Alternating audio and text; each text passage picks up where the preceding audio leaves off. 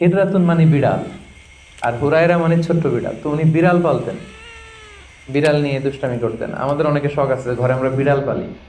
তো উনি একবার ঢোলা জামা, এই জুব্বার আস্তিনের মধ্যে বিড়াল নিয়ে রাসূল সাল্লাল্লাহু আলাইহি ওয়াসাল্লামের কাছে আসছেন। তো আল্লাহ রাসূল দেখলেন যে আবু হুরায়রা বিড়াল নিয়ে দুষ্টামি করতেছে। তো আল্লাহ রাসূল সাল্লাল্লাহু আলাইহি ওয়াসাল্লাম রসিকতা করে মজা করে ডাক দিলেন, ইয়া আবা হুরায়রা, এই বিড়ালের বাবা। আসলে নাম কি ছিল? আব্দুর রহমান। টাকা দরকার ছিল ইয়া আব্দুর রহমান। এটা না ডেকে রাসূল সাল্লাল্লাহু আলাইহি ওয়াসাল্লাম মজা করে বললেন, ইয়া আবা হুরায়রা, হে বিড়ালের বাবা। তো রাসূল সাল্লাল্লাহু আলাইহি ওয়াসাল্লাম কিন্তু এরকম মজা প্রায় করতেন, প্রায় সাহাবাদের মধ্যে তিনি মজা করতেন, রসিকতা করতেন। তবে এটা হালাল রসিকতা ছিল, হালাল এন্টারটেইনমেন্ট। রাসূল সাল্লাল্লাহু আলাইহি ওয়াসাল্লাম একটু রসিকতা করে বললেন, ইয়া আবা হুরায়রা, হে বিড়ালের বাবা। তখন থেকে আবু হুরায়রা রাদিয়াল্লাহু তাআলা আনহুকে সবাই আব্দুর রহমান না বলে বিড়ালের বাবা বলে ডাকতে শুরু করলো। সুবহানাল্লাহ। এবং উনি নিজেও এটা নিজের